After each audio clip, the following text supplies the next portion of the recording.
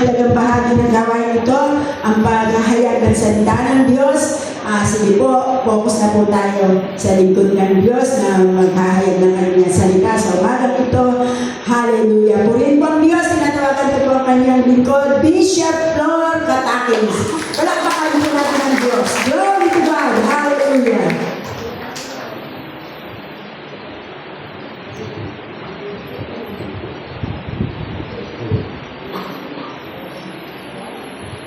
Magandang umaga po sa inyo lahat. Salamat sa aking sumagot. Magandang umaga po sa inyo lahat. Kumain po ang kapayapaan ng ating Panginoon. Ngayong umaga ay isang napakahalagang paksa na papaksagayin natin sa panahon ngayon na palapit ng palapit ang Panginoon. At habang palapit ng Panginoon, marami siyang ginagawang disturbances, palaki, problems, upang ang mga mananampalataya ay tumalikod sa Kanya. That's why every Christian should be vigilant to understand what's happening today. Sapagkat ang mga nangyayari sa ating paligid ay hindi po isang aksidente, kundi ito po ay nakasulat sa banal na kasulatan. Yung lahat na nangyayari, yung giyera, lindol, malakas na pukulan, maraming salot, biblical, kamatayan, at apostasy. Yung apostasy ay patungkol sa mga Kristiyano na sa huling panahon, maraming mananampalataya ang tatalikod na sa Panginoon o lalayo na sa Panginoon. Ang bilis na panahon, July na. No, kayo tumayo dito, July 2nd week, June 2nd week. At ang pinalaki natin ay the power of choice. Ang kapangyarihan ng pagpili, sapagkat kung anong pinili natin, kung tayo bata pa, hanggang sa tumanda tayo, kung anong buhay natin, yun ang ating pinili. Kaya dapat, sa mga kabataan habang bata pa, maging matalino kayo pumili ng takbo ng iyong buhay. At sa mga may edad na, pwede pa rin umahol. Huli man daw magaling, huli pa rin.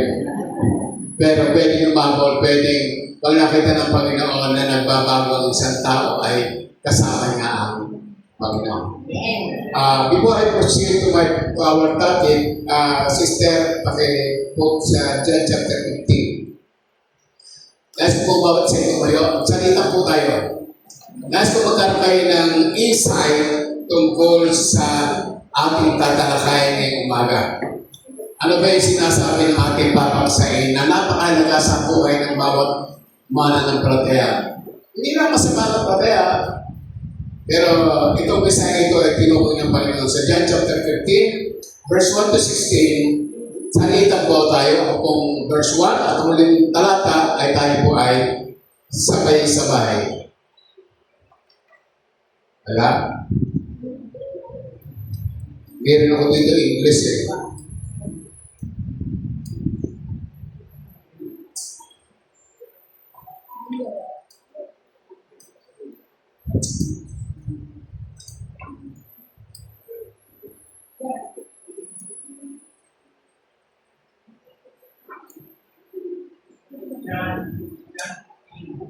John chapter 15, verse 1. Ako muna po. Ito ating papaksahin. Ang sabi ng Panginoon, ako ang tunay na puno ng ubas at ang aking ama ang magsasaka. Verse 2. Kayo po. Sabay-sabay. Ang magsasaka sa akin ay hindi nagmumula, ay nais siya. Ang magsasaka na nagmumula, ay hindi nais siya. Kayo'y malilinis na sa pamamagitan ng salita na sa inyo'y aking sinalita.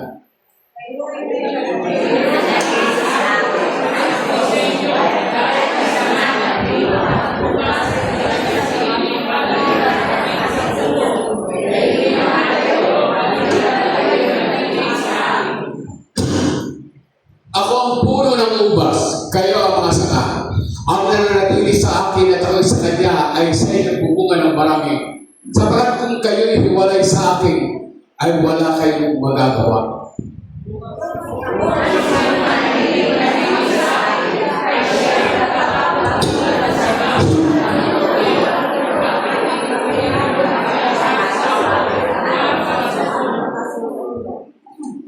Kung kayo magsabanatili sa akin at ang mga salita ko magsabanatili sa inyo, ay hilingin niyo ang inyong ibigin at gagawin sa inyo.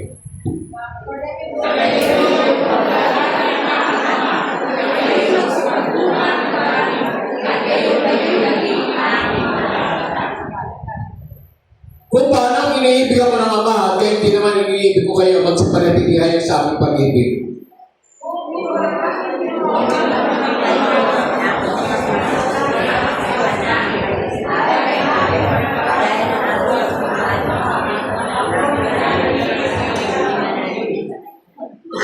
Ang mga bagay na ito sinasalita ko sa inyo upang ang aking kagalakan ay mapa sa inyo at upang ang inyong kagalakan ay malubos.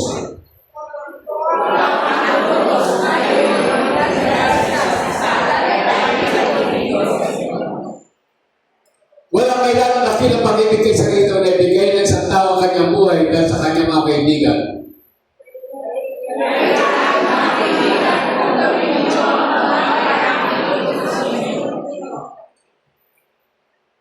Hindi ko na kayo tatawagin mga alipin sagat hindi na nalaman ng alipin ko ano ang ginagawa ng kanyang Panginoon.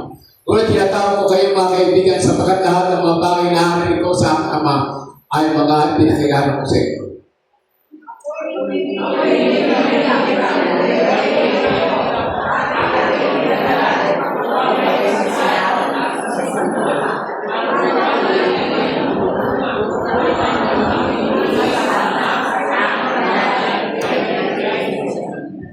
Pagpalain ng Diyos, tayo manalangin. Ama, salamat po sa inyong salita na ibigay mo sa amin ngayong umaga.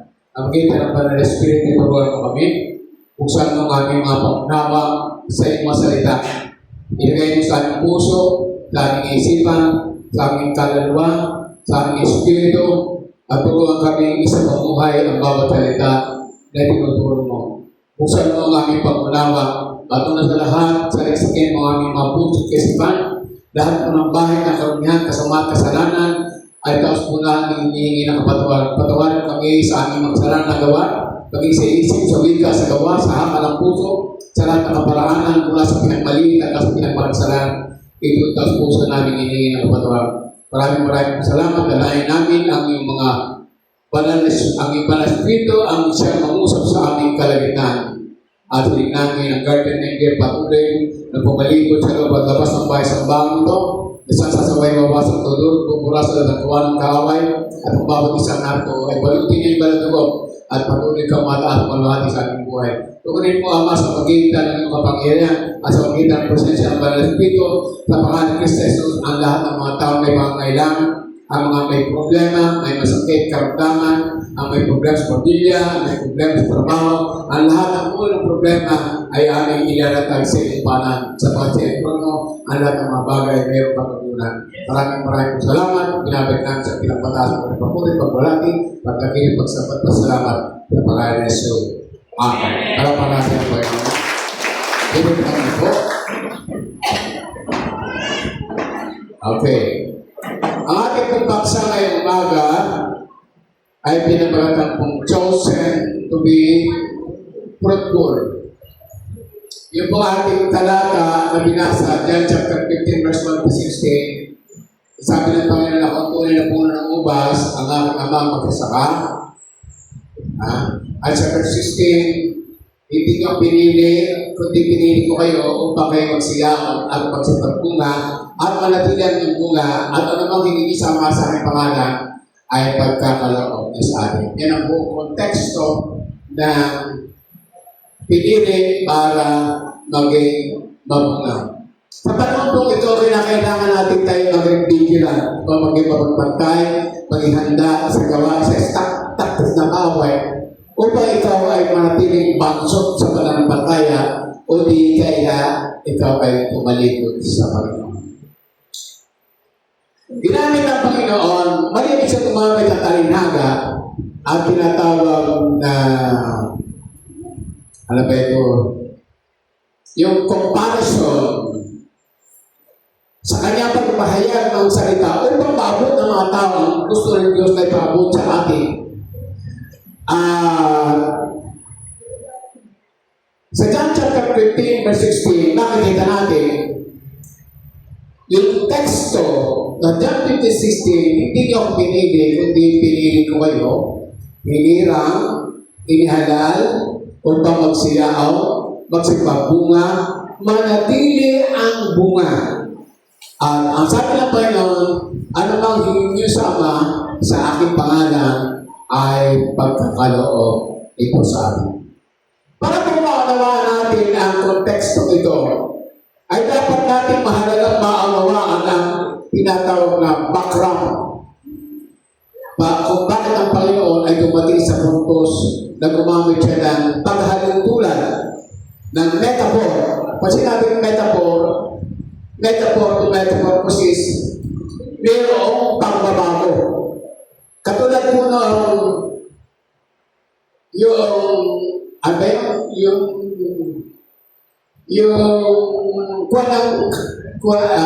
pinakabahay ng pagbaro. Ano ba yung tawag sa bahay ng pagbaro?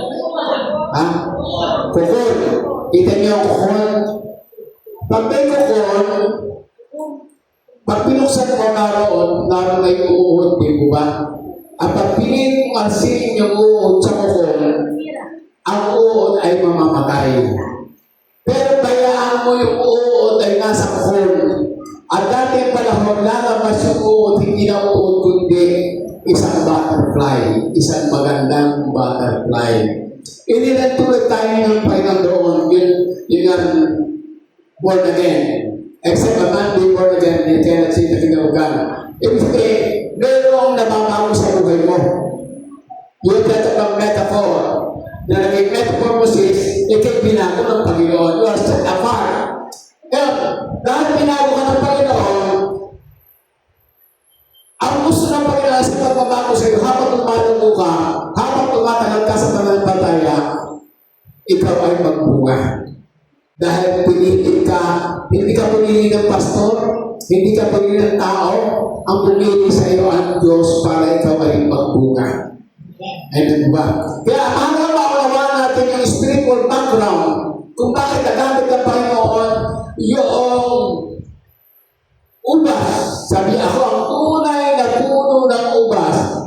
Para maunawaan natin yung spiritual background, dapat tayo bumalik sa Genesis chapter 13, John chapter 14, John chapter 15, at 16. Ang tawag po sa mga chapter na ito, pag pinasa mo, ay the heart of Jesus farewell discourse. Sapagat sa John chapter 13, 14, 15, and 16, lagi ang topic ng Panginoon yung pagpapaalam sa mga alagad. Na siya ay mamamatay na, siya ay papakal na sa krus. Kaya medyo malungkot yung pagsama ng Panginoon sa alagad, yung pagpapaliwanag na sabi niya, malapit na siyang mamatay. Sa chapter 13, pag binasa natin, hinugasan ng Panginoon ang mga paa ng mga alagad.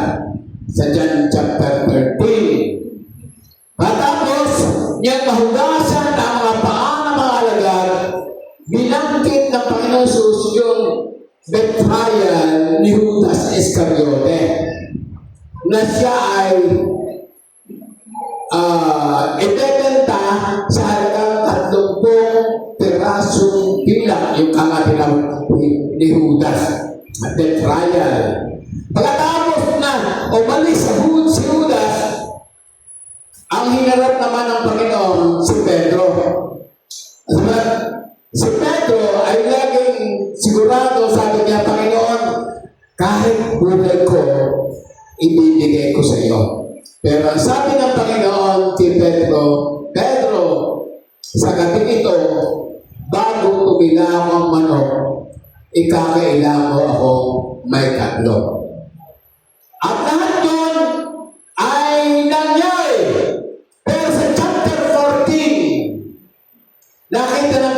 nalungkot ang mga alagad. Bukod sa mamamatay siya, bukod siya sa ipagkakagulo ni Judas, bukod siya sa itatanggi ni Pedro, medyo pinalakas ng Panginoon ang kalooban ng mga alagad.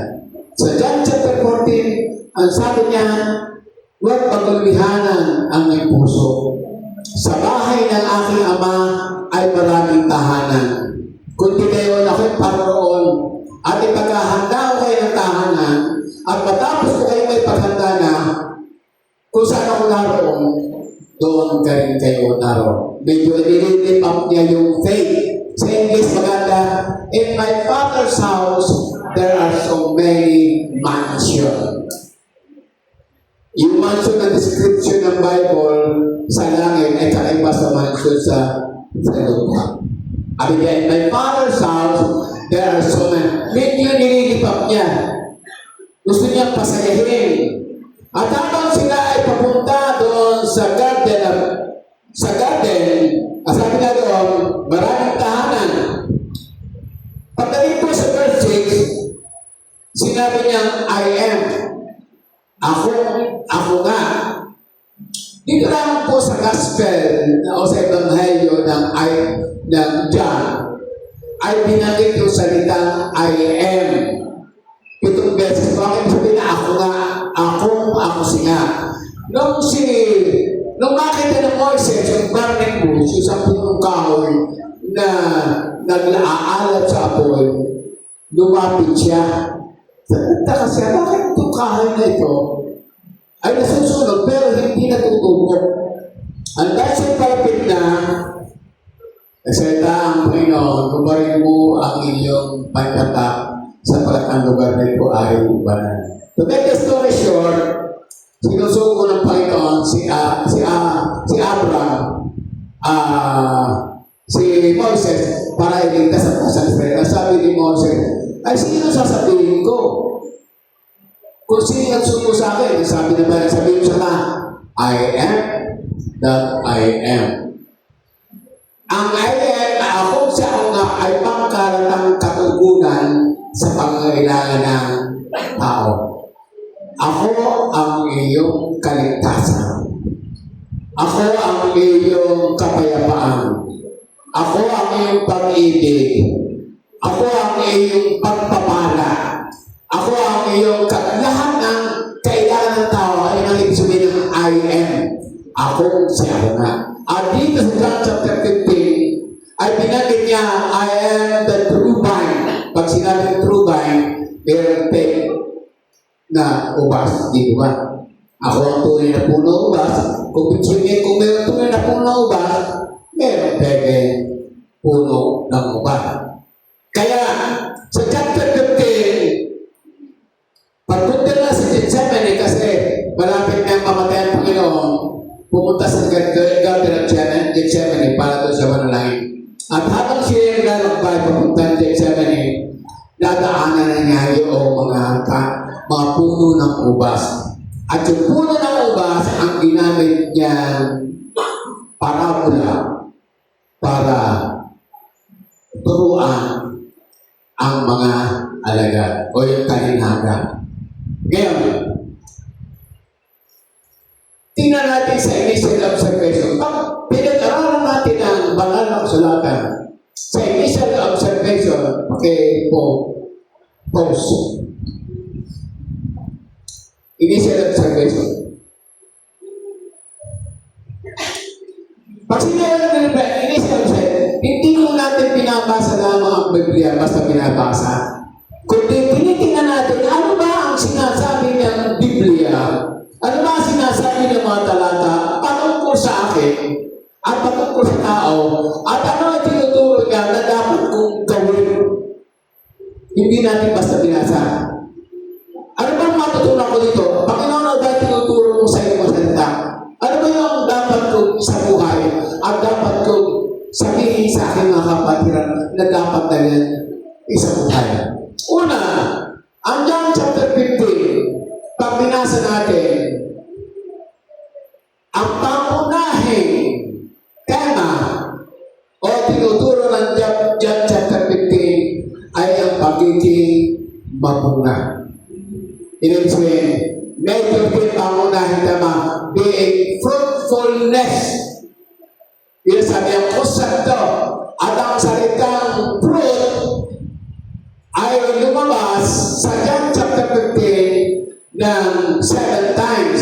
Sa verse 2, verse 4, verse 8, and verse 16. Kaya yun po ang major thing na binibigay din ng John chapter 15 sa mga mananampalataya. Sa nagdalagat, you must be fruitful.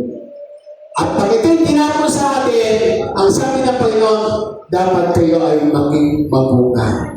You must be fruitful. Yan sabi. Yun say, letter B. Ano sabi ng letter B? Sa observation. Ang pagiging mabunga ay hindi pwede kang mamili, not optional. It is required. Kayo po ba? Sino po dito yung magsasaka? Taas na akong kamay. Yun ang tatanong. Isa, si Brother Domeng. Yung naghahalaman, nagdalagay ng mga ganda. Di mo ba pagka kayo nagtatanim, umaasa kayo halimbawa halaman, rose.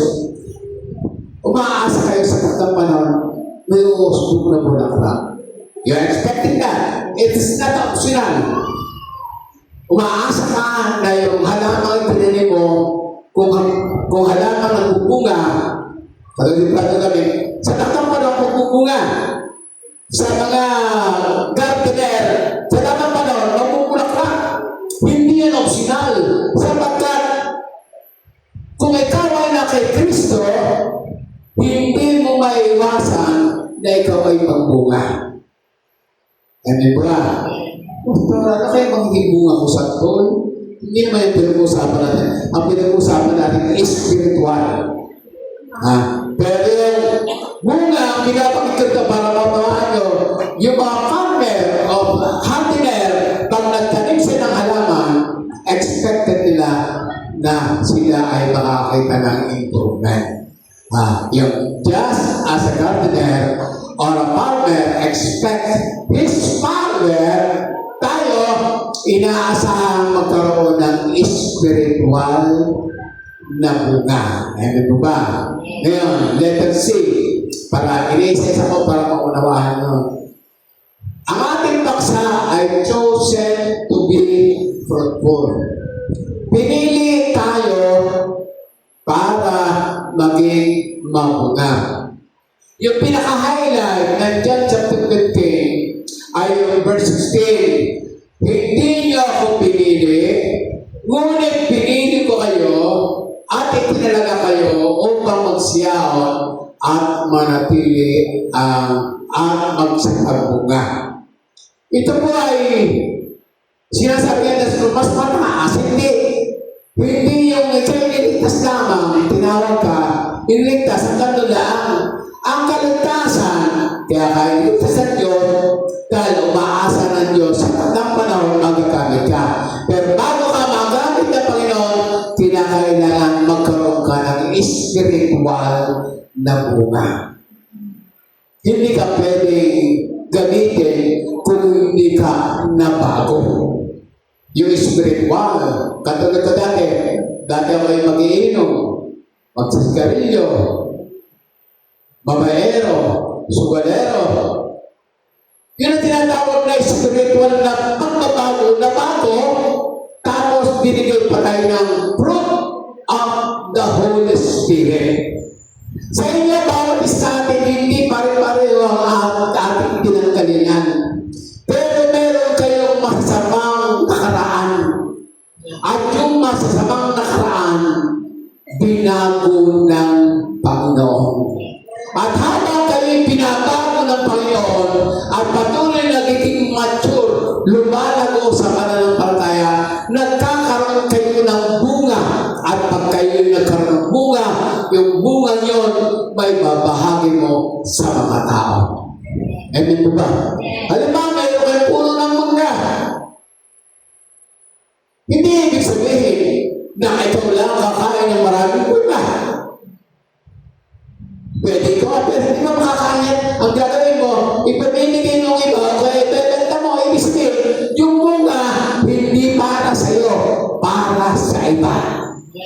Ano ba? Yun ang kahulugan ng pagiging mabunga. Ngayon, Joseph Pupul. Ngayon, unawain natin yung pagiging mabunga. Ano ba ang kahulugan ng pagiging mabunga? Sa Genesis chapter 1 verse 28, sinabi ng Diyos, go ye and multiply. Ibig sabihin, mayroong kakayanan ng tamang mag-multiply. Nalita ng Diyos sa Abad-Jadan,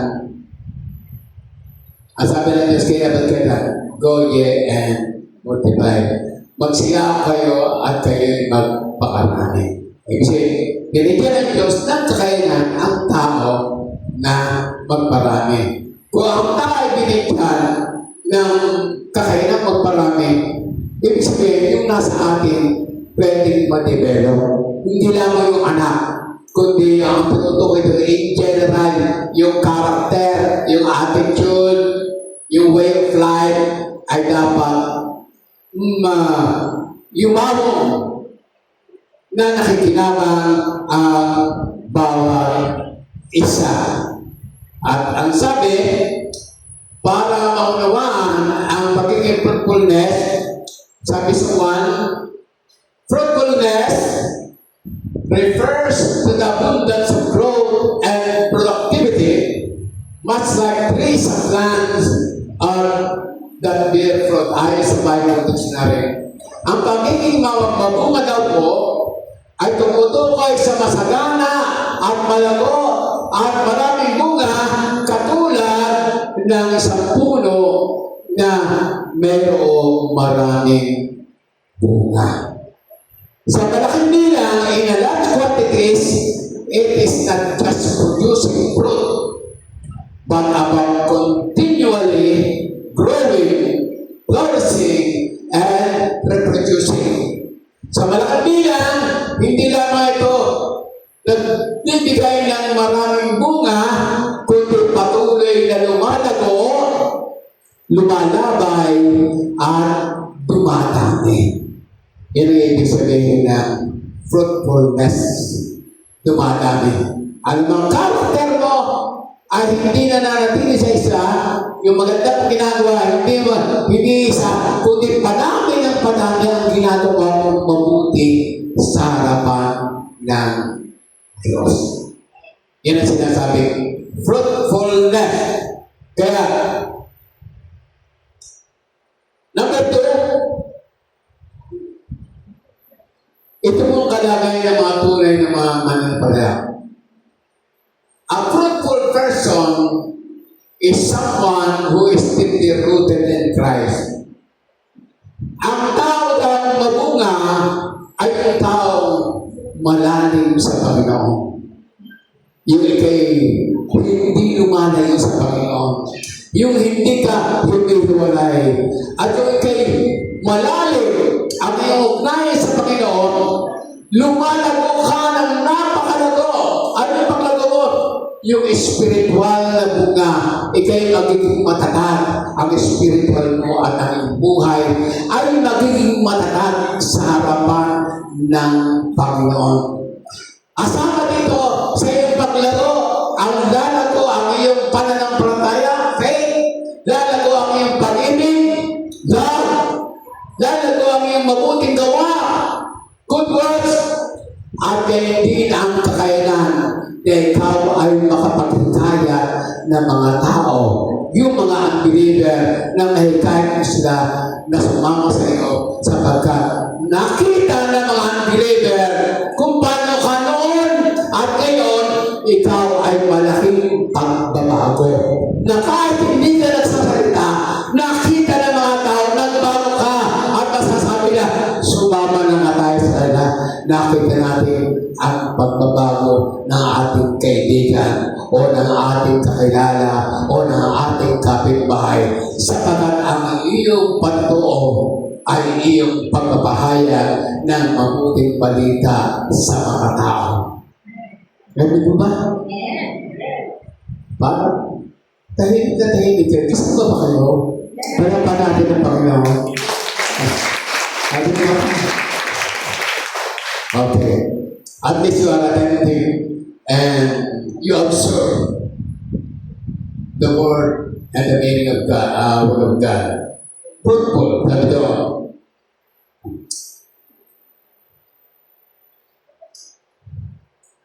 Sa spiritual na bunga, ay makita yung karakter natin.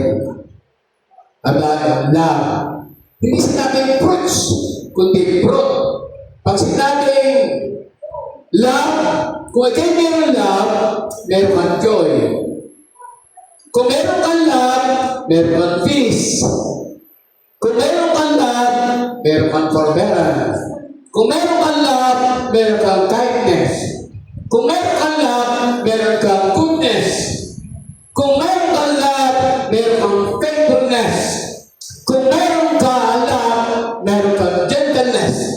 At kung meron kang love, meron kang self-control. Love takes all. Ang kapalitan ng love, hatred.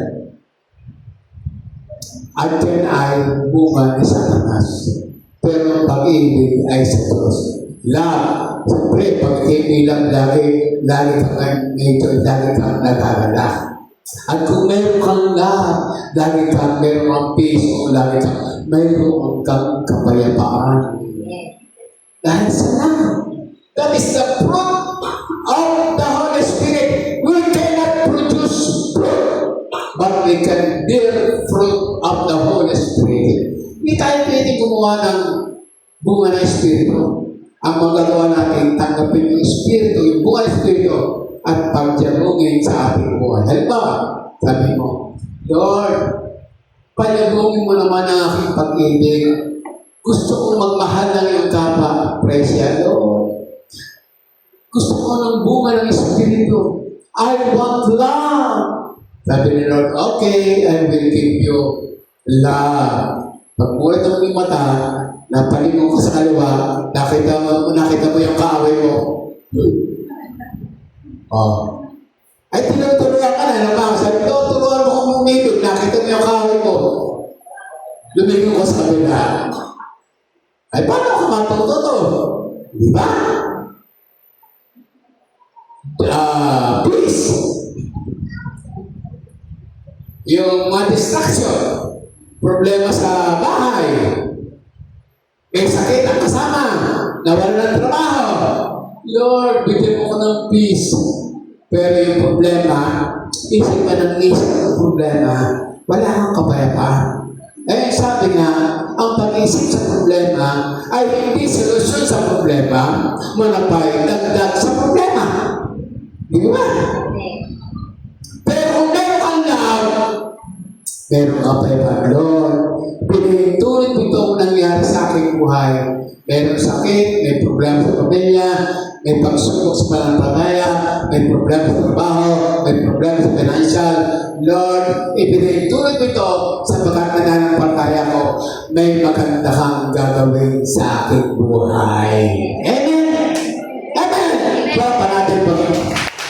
Ay, hindi natin pinisa sa inyo yan dahil yun ang topic natin, yung fruit of the Holy Spirit. Pinibigyan ko kayo lamang ng halimbawa. Ngayon, sabi ng 2 Peter chapter 3 verse 18, but grow in the grace and knowledge of our Lord and Savior Jesus. Ito ang ibig sabihin ng fruitful. Sabi doon,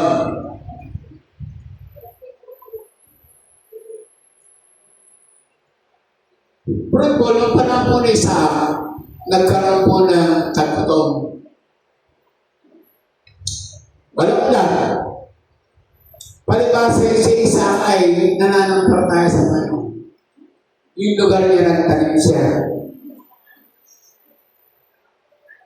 Yung mga kapiligiran bayan at karya, sina Abimelech, hindi makapagtanim kasi walang lugar, nagtutuyo. Pero si Isaac, nagtanim, tumami ang inaamit. Nagtanim siya, sabi, at siya'y lalong naging mayaman. Bakit? Nagtuyo. Ang paligid walang ulan. Ang tanong, pag tiyot ba ang buhay mo? Pag sinabi ng tiyot may problema, meron bang kayang gawin ng Diyos na wala sa iyong buhay? Hindi ba? Yung sa tingin mo sa pag-asa mo, sabi ng mga walang pag-asa na mabuhay ka naman, walang ulan. Lugi tayo sa ating pagtatrabaho. Pero sa isa, nagtanim. Hindi niya tinignan ang klima, ang tinignan niya ay ang Diyos niya. Kung ikaw ay Kristiyano, hindi mo titignan yung sitwasyon mo ngayon sa iyong buhay. Pagamat hindi natin maiwasan yung mga problema, mga pagsubok, pag-uusik, hindi natin dapat tingnan yun. Ang tingnan natin ay ang Diyos na mayroong magagawa sa ating buhay. Amen! Palakpakan natin. Si Joseph, sa labitan mo magkapatid, ibinenta siya ng 11 kapatid. Yung sa 11 sila, wala pa yung uli, si Benjamin. Ibinenta siya ng 10 kapatid dahil nananatili siya sa mga pangitan. Nakita ni Joseph na yung umusbong na ulibo. Tama yun. No? Sa atin yung bigas sa kanila, nakalimutan ko na. Trigo. Ubus yung trigo. Yung trigo, umusbong, tapos meron trigo rin isang umusbong din na payat. Yung trigo mataba, kinain ng trigo payat. At makain na, yung ukyok pala, yung ukyok. Yung ukyok. Pangalawang pakitain ni Joseph ay nakita niya ang araw, araw at bituin ay nagbaw sa kanya. At sinabi sa tatay niya at sa kanyang kapatid, sabi ng tatay niya, interpretation niya, anong ibig mo sabihin? Sa isa niya, ako at ang kanyang ina, ang kanyang mga kapatid ay luluhod sa kanya. At inalaman ng mga kapatid, nagselo, kaya minsan mapastok sila ng tupa, kamatay si Joseph, ibinuhos siya sa balong walang tubig. At kung siya'y magbuhos sa balong tubig, may tumaang mga chop siya, ibinenta siya ng halagang 30 pirasong pina. At matapos yung ibenta, pumunta sa Ehipto, ang mga chop lang, ibinenta sa kay Potiphar. At ginawa ni Potiphar, ginawa sa katulong. At na maging katulong si Joseph sa pwede po na umulan ng buhay. Tapos, nabighani yung asawa ni Potiphar kay Joseph. At araw-araw na sinasabi nga ni Potiphar, silingan mo ako. Sige na, silingan mo ako. Ay sabi ni Joseph, lahat ng bagay pinagkatiwala sa akin ng aking Panginoon. Hindi lang ikaw. Araw-araw, hanggang sa araw, pagkakataon, pumasok si Joseph sa silid ni asawa ni Potiphar at nagdirigas. Biglang hinablot ni Potiphar si Joseph at gustong sabihan. At nagpumiglas si Joseph, tumakas, naiwan yung kanyang balabal. At yun ang ginamit niyang sinabi si Potiphar na may pinatangkang pagsamantalahan. Nagalit Potiphar, pinakot siya. Pagulungan, meron na naginip ulit. Diba? Mapanaginip mula sa slave. At the age of 17, naging slave na siya. At the age of 30, to shortcut the story, siya ang napagpaliwanag ng hari, ng panaginip ng hari. Kaya sa mula sa slave, ginawa siya gobernador. Pangalawa sa hari. Ibig sabihin, yung kanyang espiritu, yung kanyang karakter, ay hindi napadala sa sistema sa paligid na natili siyang tapat. Kahit naghirap ng almost 23 years sa paghihirap na natili siya tapat sa Panginoon at dumating ang takdang panahon na siya ay itinaas ng Panginoon. Ang itinuturo natin dito, ganun kahirap ang mga dinadaanan mo sa buhay, kung ikay mananatiling tapat at yung bunga ng banal na Espiritu ay makikita sa iyong buhay sa oras na hindi mo inaasahan, darating ang pagkakataon, itataas ka ng Panginoon. Amen! Purihin ng Panginoon. Kaya,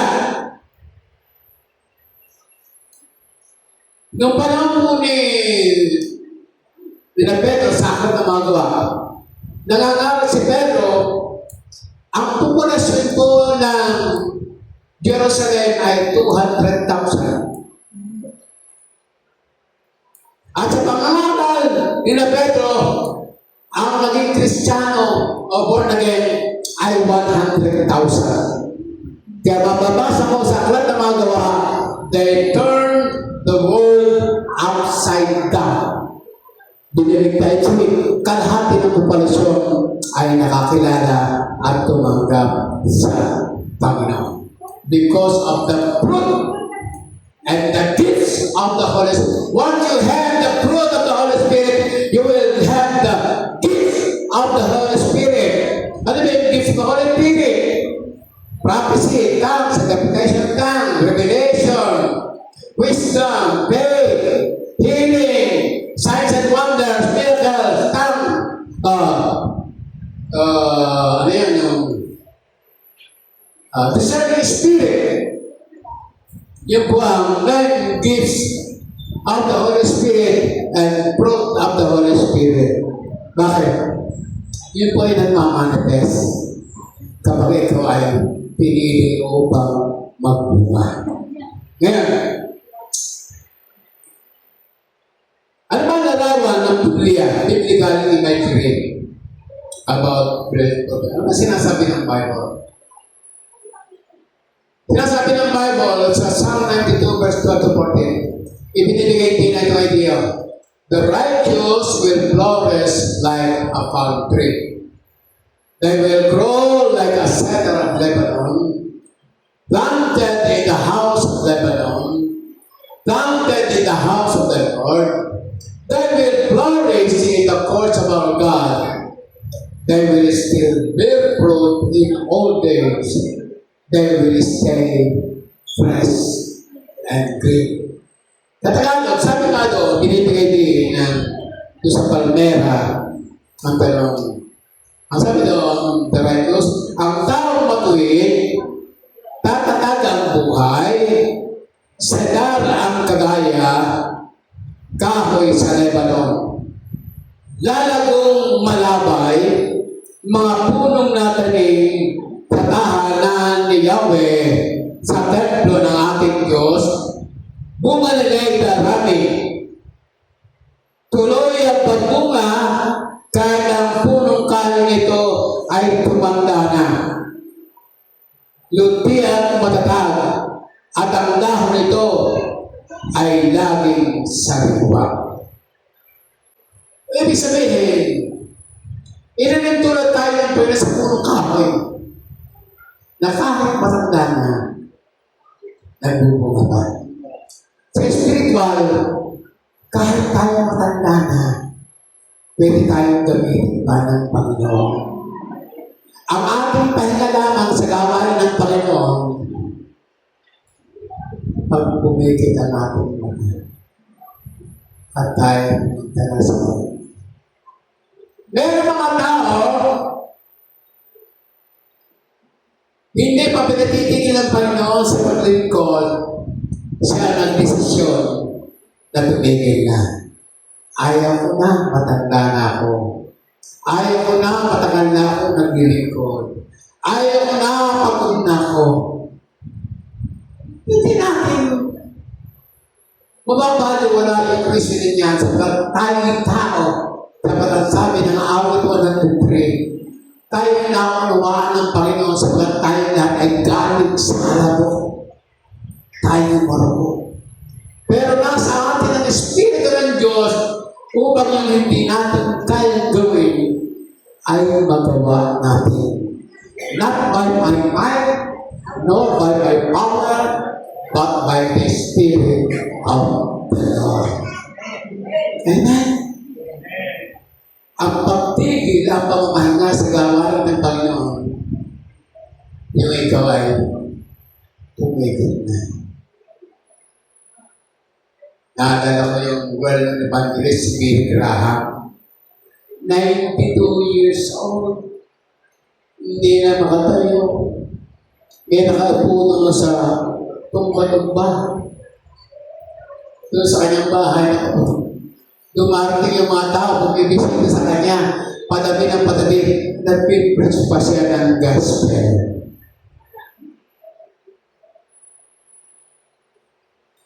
At ang matapos na nalalagisin niya, basta nalang ipinilit niya ang kanyang mata. Tapos na. Si Reinhard Bonnke, nangkunay siya ng Panginoon dahil sa expose sa milyong-milyong mga Afrikano sa negro. Nagkaroon siya ng sakit. Habang siya ay nasa ikaan, nagpupuri sa Panginoon. Hallelujah.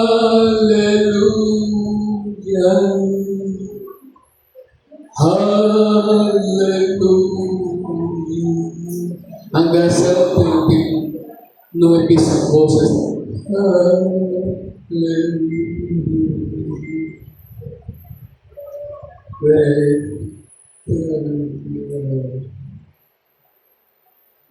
Hanggang kamatayan, nagpupuri at naglilingkod sa Panginoon.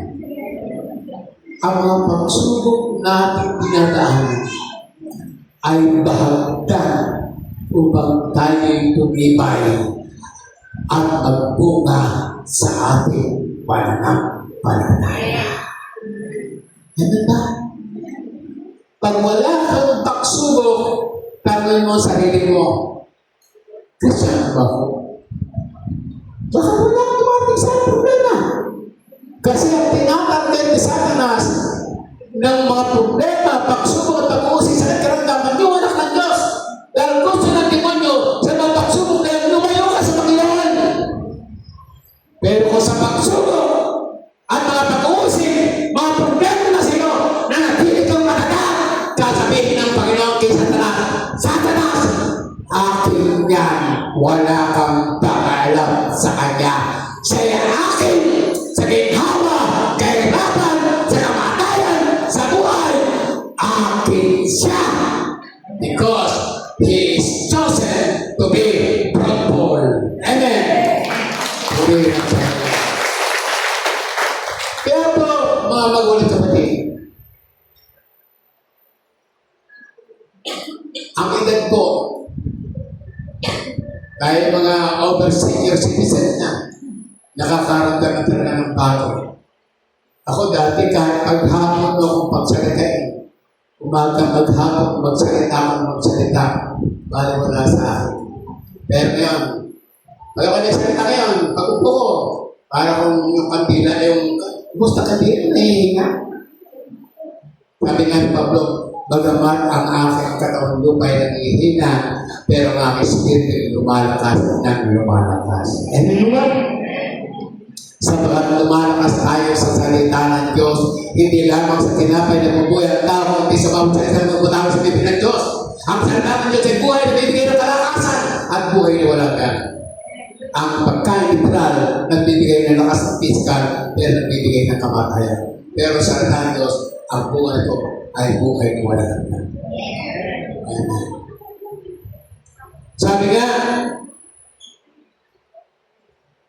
pag daw yung tsaka ay nakakabit sa puno, may bunga. Ang ibig sabihin, pag tayo nakakabit sa Panginoon o nananatili tayo sa Panginoon, hindi may iwasan na tayo magbunga. Sasabihin mo, ako magbunga, pero ako nakay Kristo, pero ang bunga, ay posible. Dahil kung ikay talaga nakaupong kay Kristo, meron. Katulad ng halaman ito, Sino mo ba naglagay nito? Sister, kukuha ko sa mga. Ito. Ito ba ay buhay o patay? Ha? Buhay o patay? Ha? Hindi ko narinig. Buhay o kasang kamay ng buhay? Natatawa ko eh. Kasang sabing patay? O, marami pang bibigyan. Ito ay patay na. Wala na, hindi nakakapit sa puno eh. Baka makita niyo sa riwa pa, pero hindi na siya nakapit sa puno. Patay na ito. Tingnan niyo mamay hapon lang na bukas tuyo na. Sabi ko ba? Ang tao, putol ang relasyon sa Diyos. Bagamat naglalakad, nagsasalita, kumatawa, kumakain, umiinom, kung wala siyang ugnayan sa Diyos, siya ay patay sa harapan ng Panginoon. Amen? O nakuha niya, sino ang buhay? Taas ang kamay ang buhay. O pero magpatay ngayon, hanggang ngayon patay, nagkataas ang kamay. Ha? Dapat tiyakan nyo na kayo yung buhay. Kasi di mo ba ang damo pagkatiyo sa tinadala? Pag naipon na yung tuyong damo sa tinadala, sinisigaan. Ang kaluluwa, ang tao walang represent sa Diyos, pagputol sa dadalhin. Siyempre no. Ganun. Praktikal na maglarawan ng Panginoon. Pag kayo putol sa Panginoon, hindi ang pupunta mo. Pag kayo nakabong sa Panginoon, narating ka sa Panginoon, kung saan naroon ng Panginoon, naroon ka rin. Eh, Panginoon, hindi magtitir sa impyerno eh. Sino gusto pumunta ng impyerno? Taas ang kamay. Ayaw. Malimit tumatang Panginoon ang correlation niyo pag-uugnay. Alinaga. Metaphor. Marami siyang ginagamit. Para inuwas natin maunawaan ang kanyang salita. Dahil sabi ni Psalm chapter 1 verse 3, ang sabi, Awit chapter 1 verse 3, pero unahin ko muna po yung para ubos yung mga kasi. He is like a tree planted by a stream of water, which yields its fruit in season, and whose leaf does not wither, whatsoever he does prosper. Ang sabi ng mga awit, pero unahin ko yung verse 1, verse 2. Ang sabi ng verse 1, mapalad ang tao lumalakad sa bayan, lumalakad sa bayan ng masama. Niuupuan sa upuan masama o dumadaan sa daan masama. Kundi ang kanyang kasiyahan ay nasa mga salita ng Panginoon. Araw at gabi ay kanyang binubulay-bulay. Verse 3, siya ay matutulad sa punong kahoy na itinanim sa tabi ng agos ng tubig at nagbubunga sa kapahanagunan at ang kanyang mga dahon ay hindi malalanta, anuman ang kanyang gawin ay tinitawan. Yun daw mga tao, inilintuin sa punong kahoy. Ha? Kung yung punong kahoy ay nasa tabi ng agos ng tubig, ang tao nasa salita ng Diyos. Nagbubulay-bulay sa verse 2, siya, kanyang pinagbubulay-bulay, pinag-aaralan, minimeditate, ang salita ng Diyos, araw at gabi. At dahil pinagbulay-bulay mo, katulad ka ng punong kahoy, na sabi na ang sa tubig ng buhay, salita ng buhay, nilagay mo sa puso mo, sa isip mo. At sabi, sa panahon, ikaw ay magbubunga. Ano yung bunga? Fruit of the Holy Spirit, love, joy, peace, goodness, kindness, self-control, forbearance. Ayan. Yun ang bunga. At sabi, ang dahon mo ng punong kahoy ay hindi malalanta. Ikaw, pag ikay lagi nagme-meditate ng Word of God, araw at gabi, hindi ka manghihina. Hindi ka malulupay-pay. Hindi ka tatalikod sa Panginoon. Walang pagkakataon na ikay tumalikod. Bakit? Ang sariwa ng dahon, ikay sariwa na laging sumasamba. Lagi kang may kasiglahan. Lagi kang may pagkalakan. Sapagkat ikay katulad mo ng kahoy na nakatanim sa gabi ng agos ng tubig. Ikaw ay laging nag-meditate. Lagi nagbabasa, lagi nag-aaral, lagi nagbubulay-bulay ng salita, kaya ikaw ay magiging sariwa. Takdang panahon, ikaw ay magbubunga. At sabi doon, lahat ng iyong gagawin, ikaw ay titinhawa. Palampang natin ang Panginoon. Para ito'y maging sariwa. Lagi niya alam sa Panginoon. Always pray, meditate, and study the Word of God. Ngayon,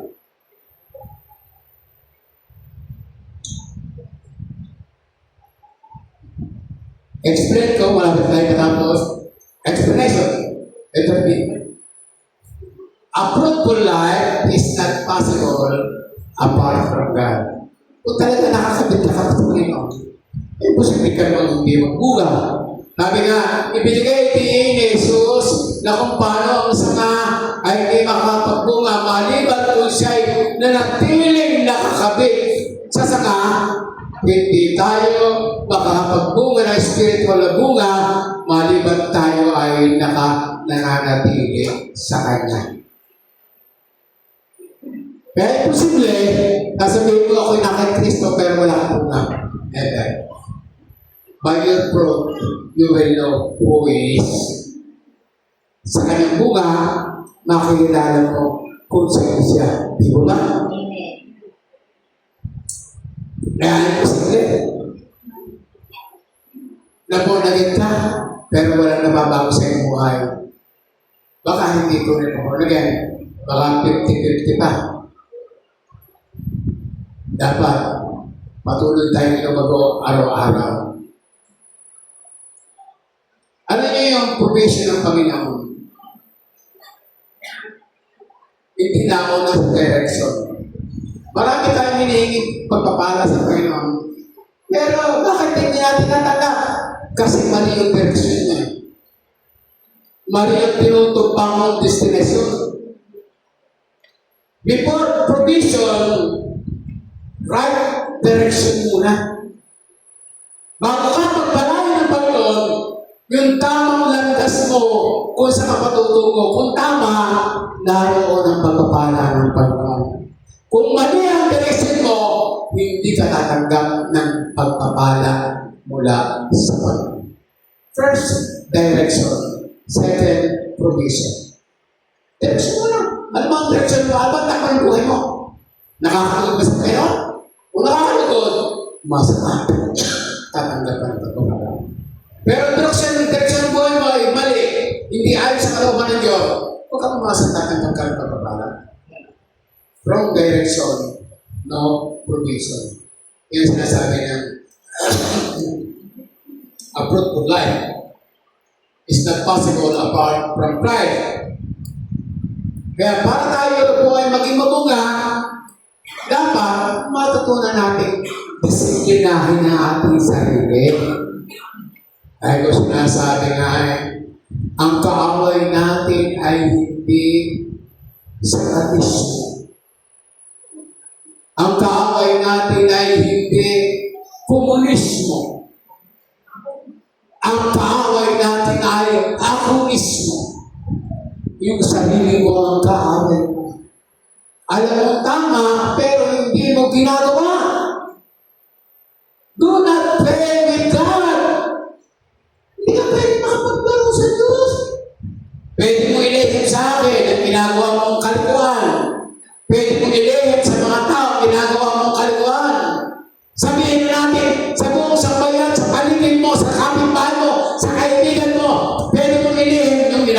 ang kalikuan. Pero sa Diyos, hindi pwede ibigin. Hayag pa rin yan sa harapan ng ating Panginoon.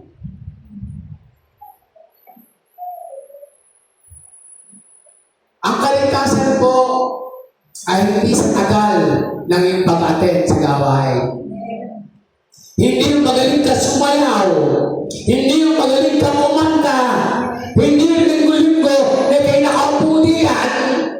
Hindi linggo-linggo sa Bible study natin ka. Hindi doon nakabase ang kaligtasan.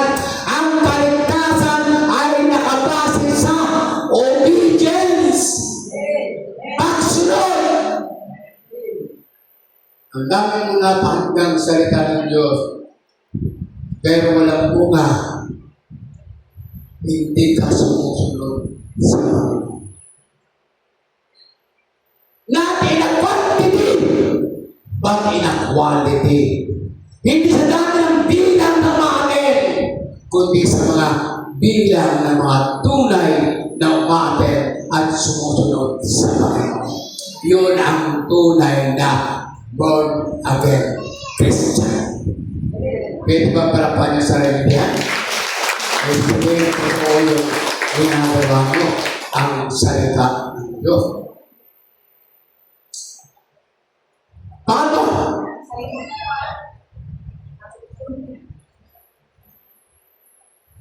A fruitful life glorifies God. Bearing fruit brings glory to God. Piniwan ni Jesus na kapag tayo ay mayroong maraming bunga, ipinakikita natin yung gawa ng Diyos sa ating buhay at ito ay lumulwalhati sa Ama. Ang ating pagiging mabunga ay nagpapakita ng kanyang lakas at biyaya sa ating buhay. Pagiging mabunga, naluluwalhati ito para pakanangkel. Kahit ka ang puso ko'y mayroong galit, may hinanakit sa iyong kapwa, nakatungo yung guardian angel mo. At yung demonyo, hey! Kasi ang demonyo, hatred. Not love, hatred. Ano mo ba? There are two voices. Dalawang tinig ang naririnig mo. Sa kanan ng anghel mo na binigay sa ng Panginoon. Sa kaliwa, yung demonyo nilagay sa iyo sa tanag. Nagpapalitan siya. Oh, napapagpala ka ba? Di ba magandang mensahe? Sabi ng anghel. Magandang mensahe. Sabi ng demonyo. Ang tagal-tagal naman. Gusto ko na umuwi. Saan ka makikinig? Di ba? Dalawang tinig. Ano na susundin mo? Sabihin mo, pupunta muna ako siya. Paglabas, iinom muna ako. Pinapatay mo ang oras sa 12 Pro. Hindi yan tinig ng Panginoon. Ganun na. Ang nakikinig ng salita ng Diyos ay sa Diyos. Ang hindi nakikinig ng salita ng Diyos ay hindi sa Diyos. Maniwala sa John chapter 8. 44, 45, 46. At 47 yan. Ngayon, number 3. Our fruitful life reveals our identity. Yung bungang mabuhay, yung buhay ng mabunga, ay pinakikita na tayo tunay na mga disipulo ni Kristo. Sinabi ni Jesus, sa mga ito'y, ang aking Ama ay naluluwalhati kung kayo ay magkakaroon ng maraming bunga upang patunayan na kayo ay aking mga alagad. Pag tayo maraming mga bunga, meron tayo nabibigay natin ang kaluburan ng Panginoon. Nakakapagkaya ka ng mga believer. Hindi ba? Pinagpe-pray mo yung mga tao. Pag mo nga, sabihin, ito talagang disipulo ni Kristo. Ha? Bibilisan ko na para tingin ko, sino pong inaantok? Pumalakpak ang inaantok! Wow! Pumalakpak ang di inaantok! Okay. Number 4. A fruitful life brings joy and satisfaction. Ang buhay na mabunga ay nagbibigay ng galakan at satisfaction. Ano ba, tanim kayo ng halaman. Pag maraming bunga, di ba tuwa yung nagtigwaw ang daming bunga? Yung mga halaman, wow, ang gaganda ng bulaklak. Nabibigay ka ng galakan. Kasi mabungay. Kung punong kahoy na bunga, nagagalang ka. Kung bulaklak, nagagalang ka. Kaya, ang fruitful life brings joy. Pag ito'y mabunga, wala sa buhay mo yung kalungkutan. Wala sa buhay mo yung kasalanan. Ang buhay mo ay masaya at ikaw ay satisfied. Bakit? Mabungang buhay mo. Wala kang makain. Bakit ka masaya? Kasi ang buwan ng Espiritu ay peace, joy, long suffering. Kasabi ng kapitbahay mo. Alam na yung kapitbahay mo yung problema pero nakangiti ka pa rin. Hallelujah. Bakit ganun? Kasi mabunga kayo. Yung bunga ng banal na Espiritu, ang nakakita sa iyo, hindi yung problema. Ang problema, hindi inaalis ng Panginoon sa ating buhay. Pinahintulutan ng Panginoon ang problema sa ating buhay para ito ang gawin natin tuntungan o bahagdan para umangat tayo ng another degree ng pananampalataya at tumanggap ng another degree ng pagpapala sa ating buhay. Amen! Saan kayo yung grade 1? Yung grade 1 ka, ang examen mo, tuwan-tuwan, tigil. Nasagot yung grade 6 ka na!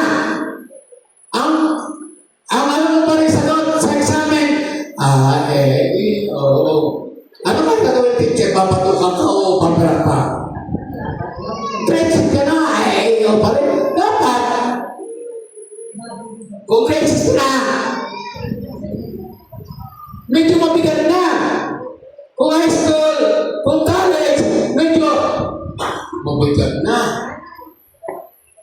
College, high school, 1 plus 1, 2. Hey! College, square root of 1. Mahirap na. Pwede habang tumataas ka.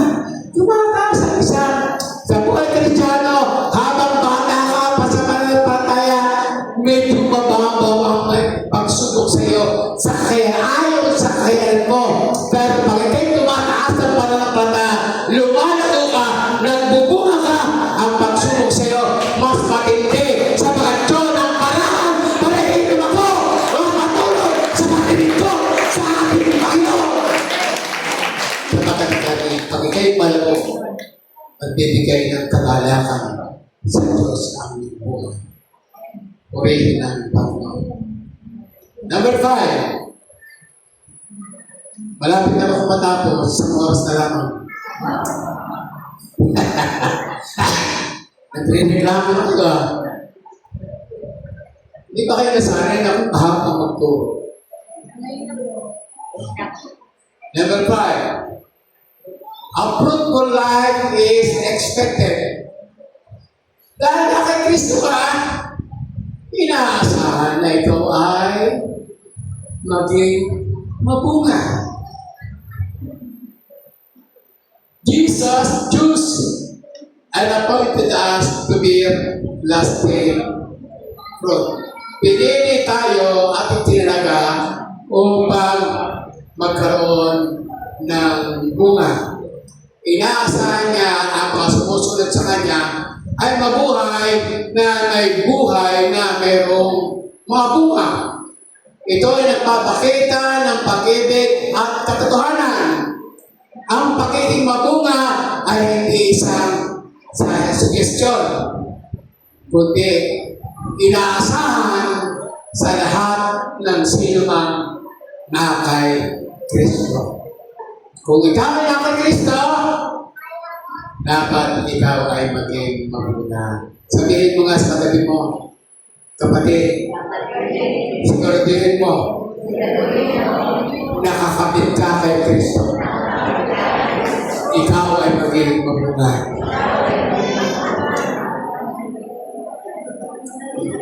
Amen ba?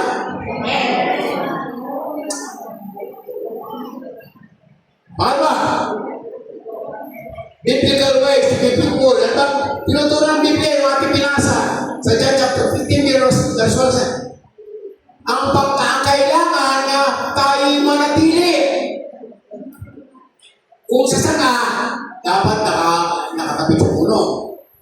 Ang pagbibigay ni Jesus ng pundasyon ay kailangan tayong manatili sa Kanya. Sabi niya, manatili kayo sa akin at ako sa inyo. Tulad ng sanga na hindi nagbuunga sa kanyang sarili, maliban siya ay nanatili sa sanga. No man can you accept yung araw, hindi ka makapagbunga kung wala ka sa Kanya. Maliwanag. Paulit ito pinabanggit, dapat tayo nanatili sa Panginoon.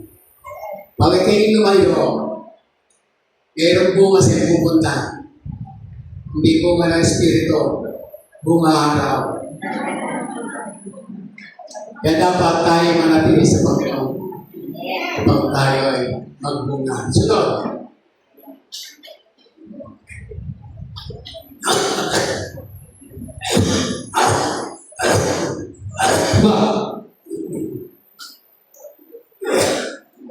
Tanim purpose. Ang pagtatagal po at pag-inis ay pangunahing proseso para dumami bunga. Piniliwanag ni Jesus sa John chapter 15 verse 2. Ang bawat sanga na nagbubunga, na mayroong bunga, ay nililinis niya upang lalo magbunga.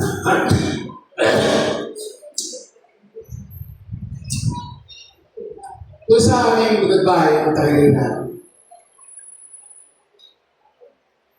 may tanim akong sili. Maganda na. Ang ginagawa ng paglilinis ng pruning, yung lahat ng dahon sa ilalim, tinatanggal ko. Para yung sustansya na kinakain ng dahon sa ibaba, dumiretso sa itaas.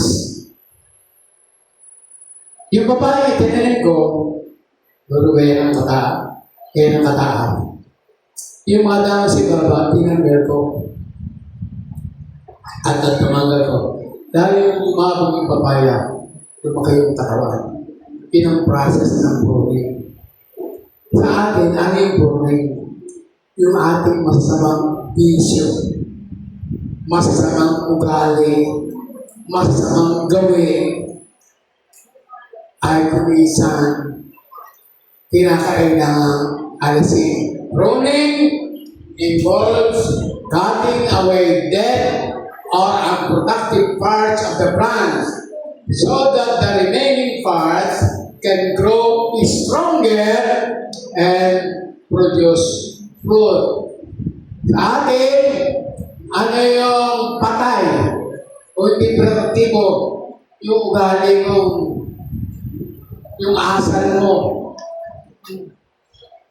yung ugali mong mapagbatas, yung ugali mong mapagbata,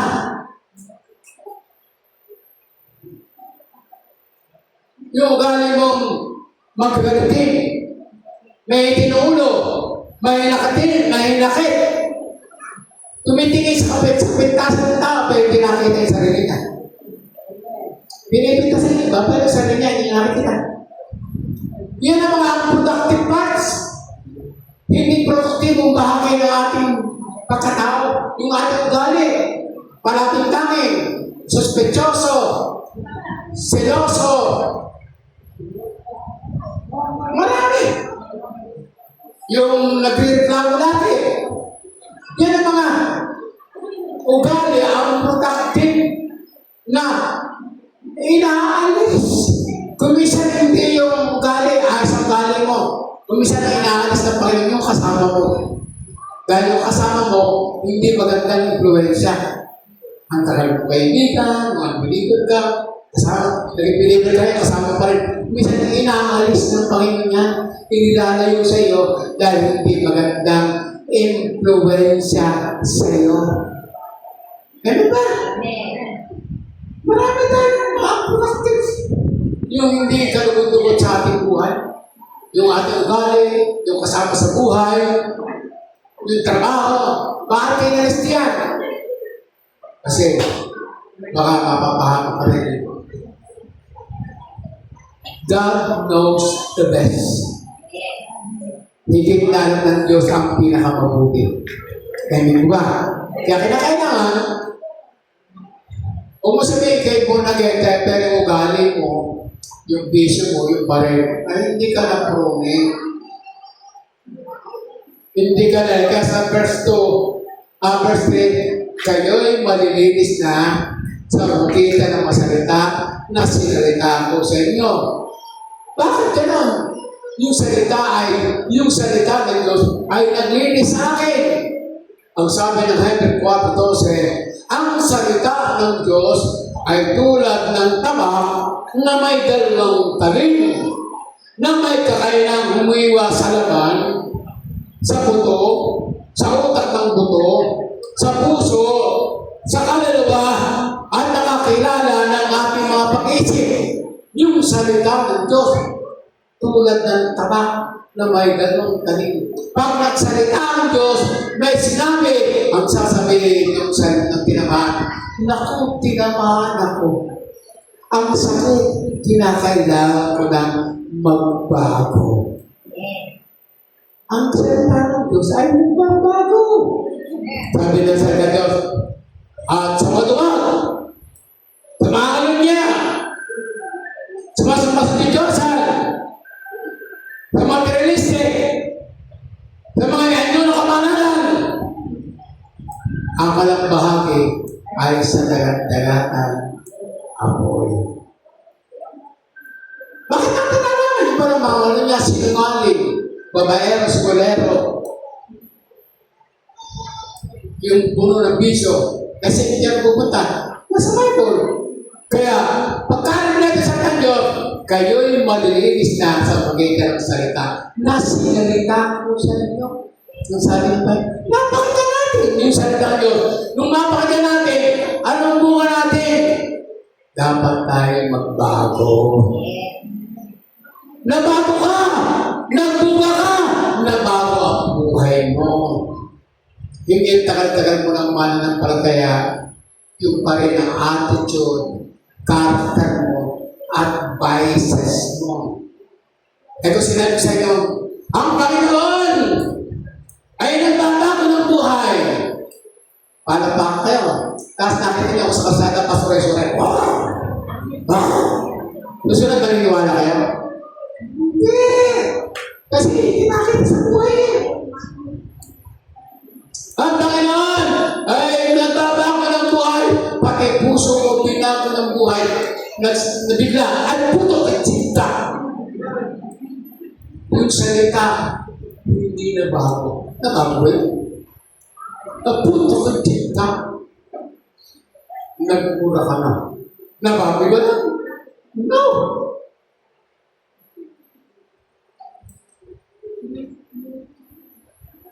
Pag sinabing bago, yung dati wala na. Walang tira. Ngayon ba? Yun ang pruning na sinasabi ng Bible. Number 3. the need of loving and pag-ibig.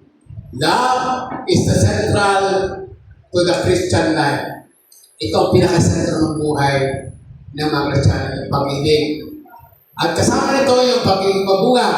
Sabi nga ni Jesus Christ sa sumusunod sa Kanya, "This is my command. Love each other." Eh, ano bang pag-ibig itong binabalit ng pag-ibig ito? Tatlong klaseng pag-ibig eh. Agape, filial, eros love. Yung eros love, yung pag-ibig ng lalaki sa kanyang asawa. At pag-ibig ng babae sa kanyang asawa. That is eros love. Filial love, yung pag-ibig ko sa aking kaibigan.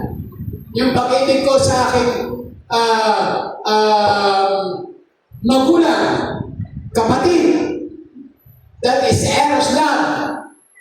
Pero sinasabi dito ng Panginoon, love, agape love. Yung selfless love. Yung tulad, yung buhay, yung pag-ibig ni Kristo na ibinigay sa tao kahit buhay niya, ibinigay niya. That is agape love. At yung sinasabi ng Panginoon, yung pinakasentro ng ating buhay, magkaroon tayo ng pag-ibig sa ating kapwa ng agape love. Ano ba ba? Yung sinasabi, agape love. Sinasabi niya.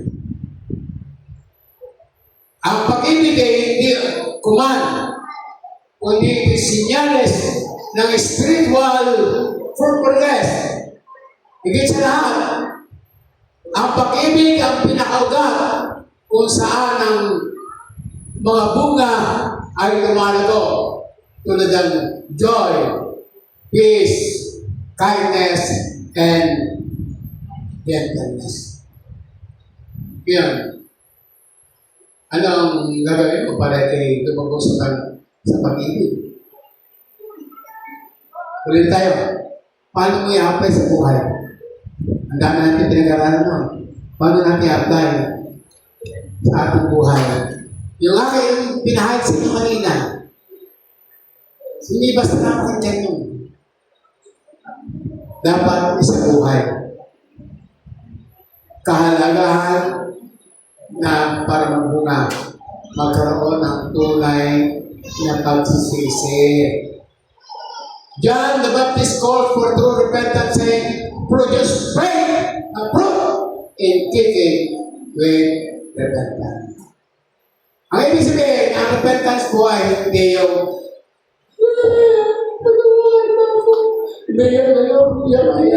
tapos kinabukasan, balik naman sa dati. That is not true repentance. Ang true repentance, turn away from sin and turn to Jesus. Palikuran mo kasalanan at pagpatuloy ka sa pagsunod kay Kristo. Yan ang tunay na repentance. At ito ay natuturo sa atin ng pagpapakumbaga. Mayroong mga tao na inaya mo sa pag-repentance. Wala yung humility. That's why they do not receive the true forgiveness from the Lord. Because you mean, kabaliktaran ng humility, kabaliktaran ng pagpapakumbaba ay ang pagmamataas o pride. Kaya hindi ligtas. Pangalawa po, good works. Yan. Colossus 1:10, hinihikayat ang mga mananampalataya na mabuhay sa paraan na kung saan ito'y nakakalugod sa Diyos upang kayo na may buhay, nabubuhay na may buhay na kalugod-lugod sa Panginoon at bibigyan ng karapat-dapat at kalugod sa Kanya sa bawat bahagi ng buhay, pagkakaroon ng bunga sa bawat mabuting gawa. Although ang kaligtasan ay hindi sa pamamagitan ng mabuting gawa. Pero pag ikiligtas na, inaasahan magbubunga ka ng mabuting gawa. Una, repentance. Pangalawa, mabuting gawa. Ay, paano ka magbubunga kung hindi ka gumagawa? Pangatlo, holiness. Romans 6:22. Nagsalita o nagpahayag si Pablo ng kabanalan ay sa forma ng spiritual na bunga. But now, ngayon, you have been set free from sin. Kaya pinalaya sa kasalanan at naging alipin ng Diyos.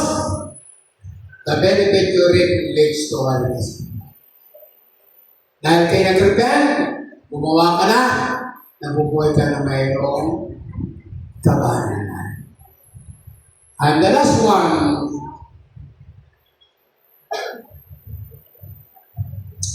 dahil pag kayo walang ang kabanalan, ito po ay ibinubukod ng Diyos para sa Diyos.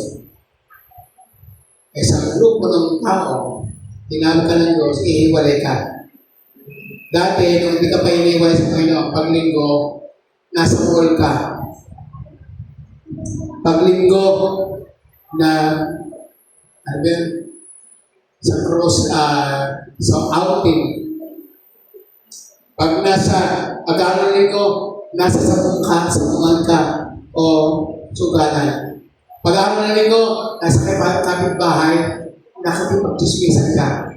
Pero sa grupo yun, inilis ka, maglinggo, nasa bahay sa bangka, nagpupuri, sumasamba, lumulwalhati sa Panginoon. Yung kahulugan ng holiness, ibinuod ka ng Panginoon sa sistema ng sanlibutan. And the last one, developing Christ-like character. Anong karakter? Yung bunga ng Espiritu, pag-ibig, kagalakan, peace, forbearance, kindness, goodness, faithfulness, gentleness, and self-control. Yan ang bunga na dapat tayo ay meron. At habang tumatagal ka sa pagsunod sa Panginoon, ito'y nade-develop na made-develop at ikaw'y tumatagal sa paglilingkod sa Panginoon. Kaya hindi ba, palakpakan natin ang Panginoon tayo.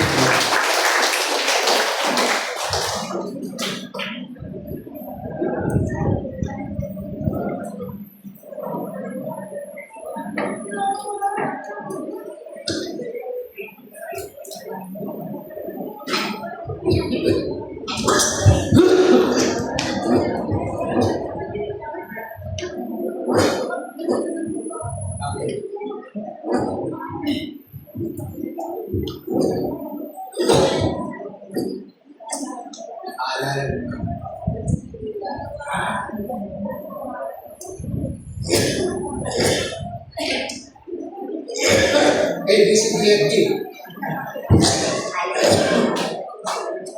Kaalalan, J, Jesus. Merong sincere na tanong sa inyo.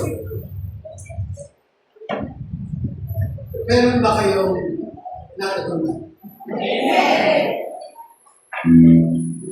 Ngayon, hindi ito natatapos na tayo natutunan. Ang mahalaga, aplikasyon. Ibig sabihin, isagawa sa buhay. Handa ba kayong isagawa sa buhay yung inyong natutunan? Ulitin ko yung humina. Handa ba kayong isagawa yung natutunan ko?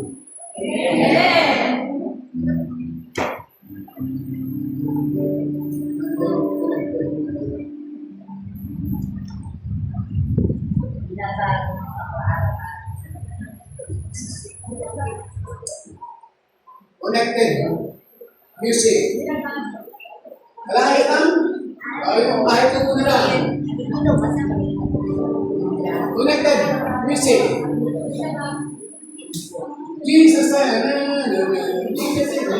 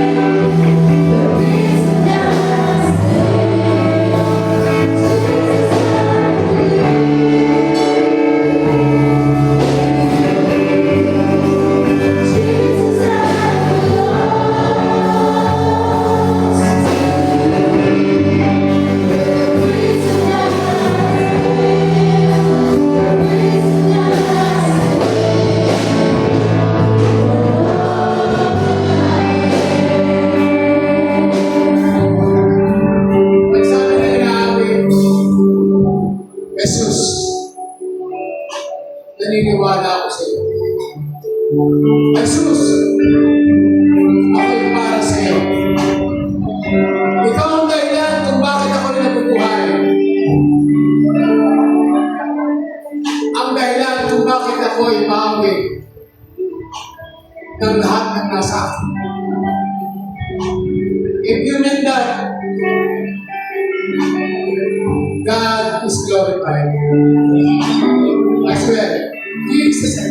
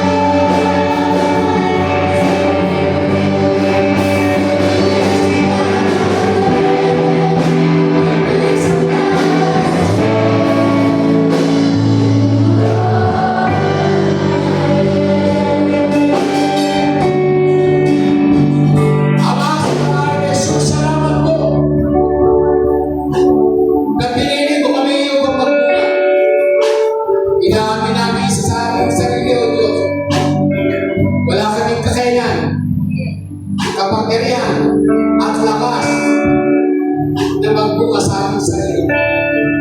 Hindi namin ang banal na Espiritu na mayroong bunga. Dalangin namin, impart sa aming buhay ang fruit of the Holy Spirit. Patuloy mong baguhin ang bawat isa. Patuloy kang malwalhati sa bawat sa aming buhay. Patuloy kang mataas sa aming buhay. Patuloy mo kami hubogin.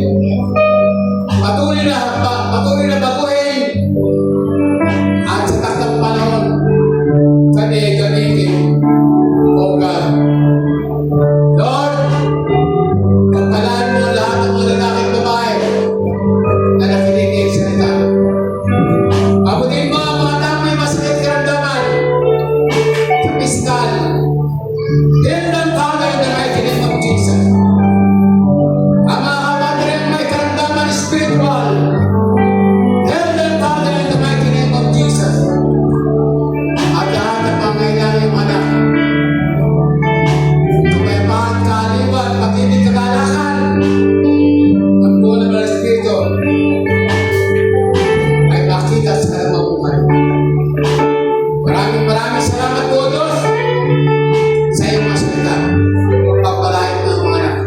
Sa iyong papuri, pagwalhati, pagtakila, pagsapat ng salamat sa pangalan ni Jesus. Ang lahat ay sa iyong nalitin.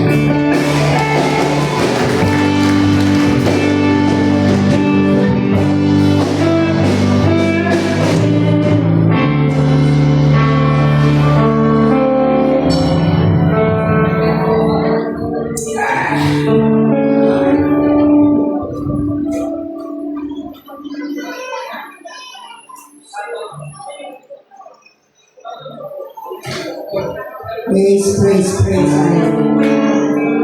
Praise God. Purihin po ang Diyos. Hallelujah. Sige po, handa na po tayo sa ating susunod na bahagi ng ating gawain.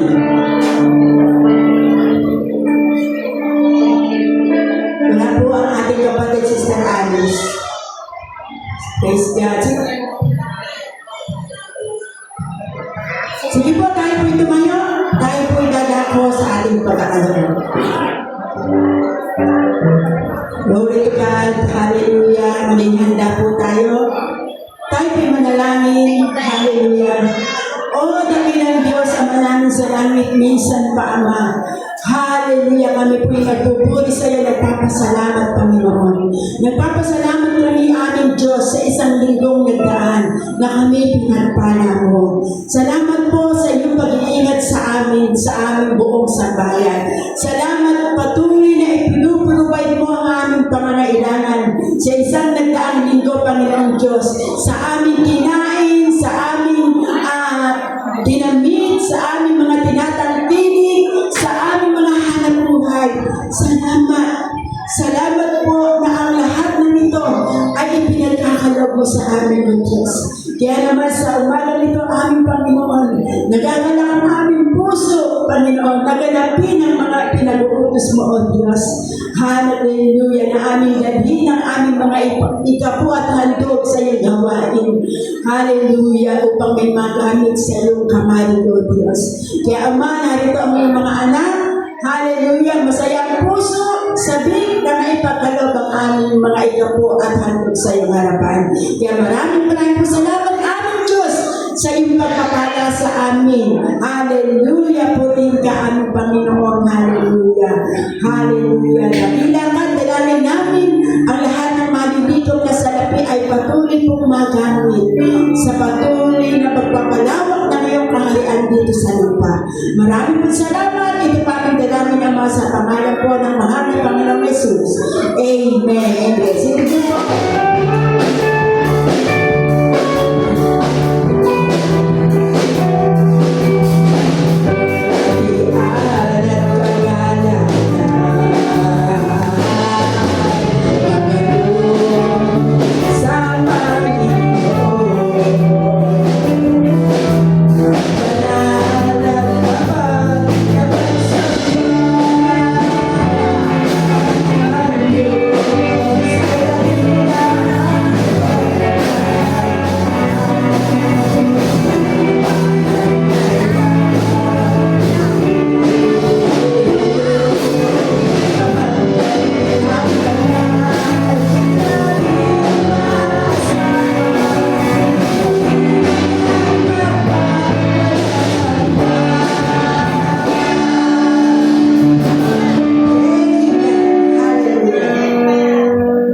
Praise God, purihin po ang Diyos. Hallelujah.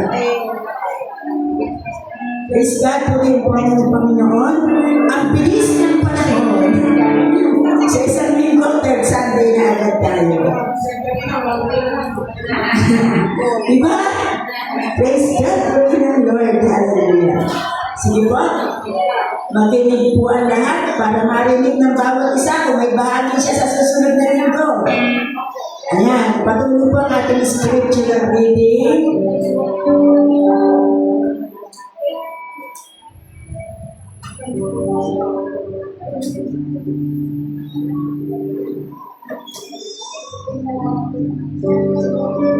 Ayan, tahimik na. Ang ating po scriptural reading ay patuloy po si Sister Blessing Merenio. Ang ating po special number sa third Sunday ay ang mga bata. Ang ating po ang children ministry. Ang ating po speaker next third Sunday ay si Pastor Manny Murillo. Ang ating po operatory prayer Sister Tess Miliena. At ang closing prayer po sa next Sunday si Pastor Lori Lagamson. Praise God, purihin ko ang Diyos. Ngayon po, dadako po tayo sa closing prayer. Bishop, announcement po. Karagdagan natin.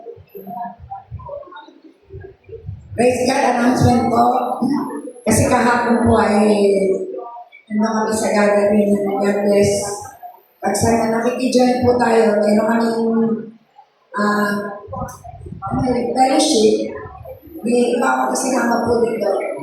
Ngayon po, ang Laguna po ay nag-iimbita yung sa District Prayer Gathering is coming July 25. So, kung sino pong gusto sumama sa akin, kasi July, Sabado po yun, ay bigay sa akin ng pangalan kasi akin pong isasubmit. Gagawin po ito sa Christ the Living God, the Church.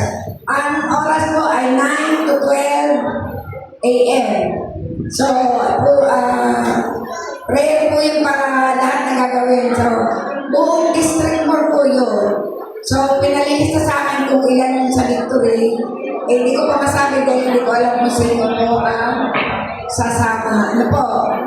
At sa linggo po ay prayer and fasting na hindi yun. Mga elders and deacons. Ano po?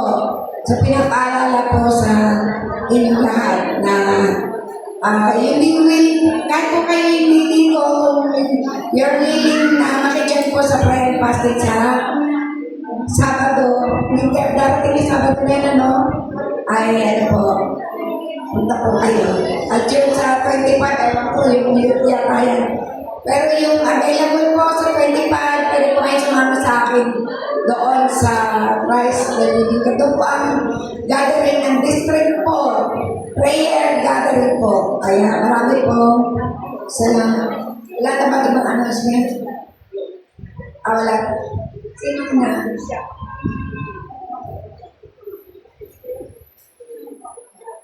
Sige po, tumayo tayo. Ako na lang in behalf of Bishop. He is not really well. Hindi pa kayo tungkol. Si Bishop, kaya masakit po yung gato. Tumawag po siya dyan. Pumunta po siya dyan. Diyan. Madilim. Tumawag. Tumama ito. Tsaka ito. Kaya po siya. Salamat na lang at naagapan namin din naman. Kaya po medyo po siya. Ano na po kasi, matanda na, mahirap matulog, Praise buti na lang ako at malakas-lakas pa. Sige po tayo patuloy na manalangin kayo. Po ba napagpala ang salita ng Diyos? Amen! Alam niyo, gusto ko yung narinig kahapon. Lagi kong babagay niya pag magsesermon. Meron daw dalawang klase taong nakikinig. Ang isa daw, pag tinanong mo, narinig ko yung sermon. Sabi daw, ang ganda. Ang ganda talaga ng sermon. Yung isa naman daw, ikaw naman hindi po kami, Lord. Talagang tumingo sa puso ko. May ginawa si Lord sa aking puso nung nakikinig ako ng salita ng Diyos. Kaya doon sa dalawang yon, alin tayo doon? Yung nagandahan lang ba o may nangyari sa iyo? Amen ba? O, sino po napagpala ngayong umaga? Sino may ginawa ang Diyos ngayong umaga? Patakpahan natin ang Panginoon. Hallelujah! Pili ng Diyos. Sige po tayo po'y manalangin. Sino to? Benul? Pinatanggal siya na, di ba? Pwede mo pumunta ko na dito yung yung kung bago, magpe-pray po kayo.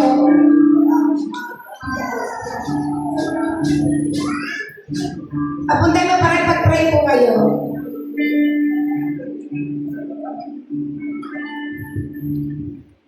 Alaga po yung panalangin para sa inyo. Nasa si Ron, ito ang parents ni Ron. Let's come forward.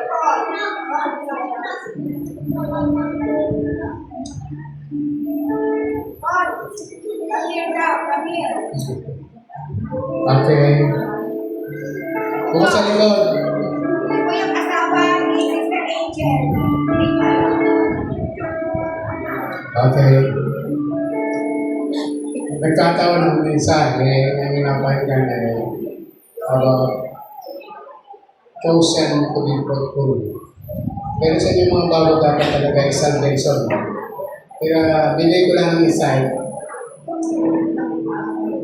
Ang church nito, wala ng full passport church, wala tinataas na iglesia. Ay tinataas ang Panginoon sa Kristo. Hindi reliyon, hindi organisasyon, hindi naman samahan, kundi si Kristo. Hindi sila mang tao, hindi sila mang banal, kundi si Jesus Christ lamang. Sapagkat si Jesus Christ lamang ang namatay para sa ating kasalanan. Sabi doon sa John 3:16, gayon lamang pag-ibig ng Diyos sa libutan sa atin, ay binigay niya ang kanyang bugtungan na si Kristo upang sino man sumampalataya kay Jesus ay hindi mapahamak kundi magkaroon ng Panginoon. lahat ng tao nagkasala. Ako nagkasala, lahat kayo. At ang kabayaran ng kasalanan ng kamatayan. Ang kasalanan ng kabayaran ng kamatayan, eternal death, lake of fire. Pag sinabi lake of fire, nararamdaman pa rin. Hindi yung kamatayang physical. Ang babalik sa alabok, yung katawan lupa, pero ang kaluluwa at espiritu yung buhay. Yan ay haharap sa Diyos. Ang taong walang Kristo, hindi dahil sa kasalanan ka, kundi hindi ko tinanggap sa Kristo, hindi makikita yan kung bakit ang tayo pumunta sa impyerno. Hanggang pa lang yan, tayo na sa panahon ng biyaya, nananawagan ng Diyos na magsisi at magbalik daw sa Diyos. Tanggapin siya bilang sarili mong Panginoon at sarili mo. Kung sasampalakaya ako sa Kristo ay namatay, kaya kung araw muli na buhay, umakit sa langit, nakaupo sa kanang Ama, at sabi, sasampalataya ka sa Jesus, siya Panginoon, ikaw ay maliligtas. Hindi rin yun. Ni Jesus Christ ang kaligtasan.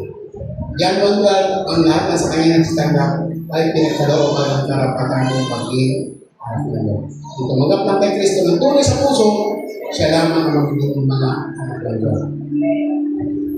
Diba? Ang isang tao hindi pwedeng tawagin na sender kung wala sa agenda. Diba? Pag wala agenda, hindi siya pwedeng tawagin na sendero. Ang isang tao hindi pwedeng tawagin milyonaryo kung wala siyang milyon. Ang isang tao ay hindi pwedeng tawagin Kristiyano kung wala siyang Kristo sa kanyang puso. That is the simplest way na gusto ko ipalawan. Hindi rin yun, hindi mo lagay, kundi si Kristo ang ating dahilan. Sumunod kayo sa pananahan ko kasi yung panang kamay. Ibigay tayo yung mata ko yung personal ng pananahan. Sabihin niyo, Panginoong Jesus. Sabihin niyo, Panginoong Jesus. Inaamin ko po na ako'y makasalanan. Ngayong umaga, binubuksan ko ang aking puso sa iyong harapan. Tinatanggap kita bilang sariling Panginoon at sariling tagapagligtas.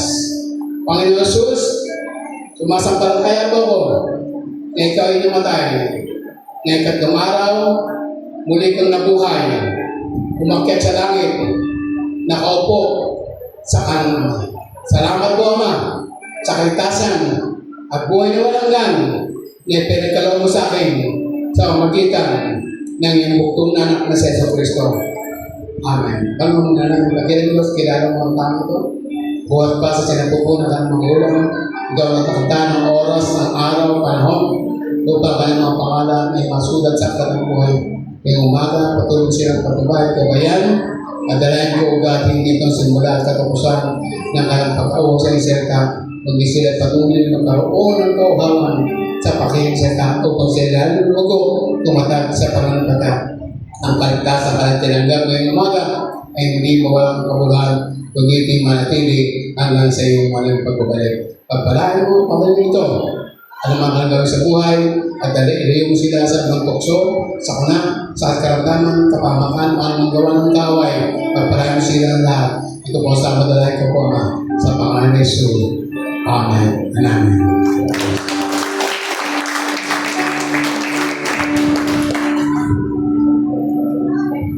God bless po sa Cyrus family. Sige po tayo manalangin.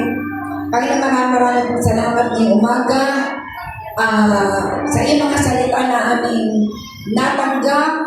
Panginoon, patuloy kaming maging fruitful sa aming buhay sa paglilingkod sa iyo. Na hindi lamang kami dumadalo sa lahat ng gawain, kundi sa buhay namin, ang lahat ng aming naririnig, Panginoon, mula sa iyong banal na kasulatan, Panginoon. At dalangin namin, kaya patuloy namin dalangin, hindi lang kami lumago sa bilang, kundi lumago kami sa pananampalataya sa iyo, Panginoon.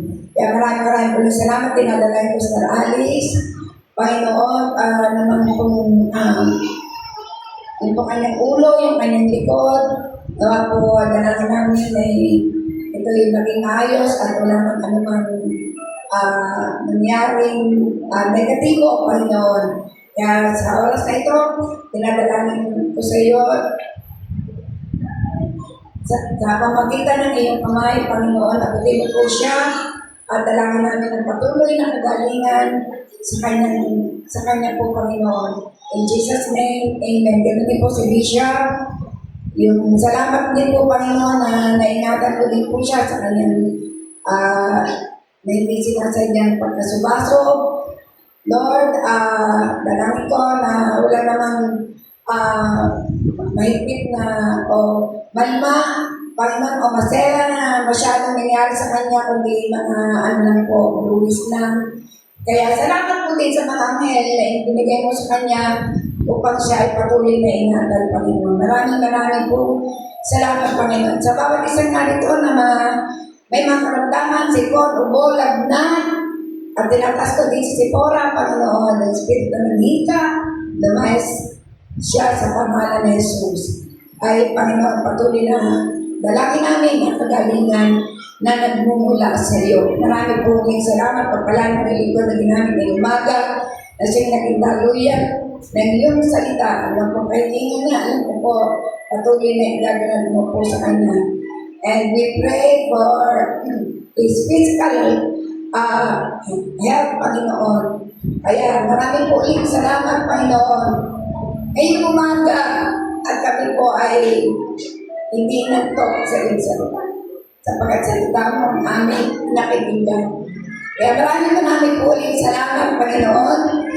Tanggapin natin ang biyaya ng Diyos Ama, ang pag-ibig at patuloy na pagliligtas ng Panginoong Hesus at ang pag-isama sa mga Espiritu sa natin lahat. Ngayon at magpakailanman ako magsabi ng Amen.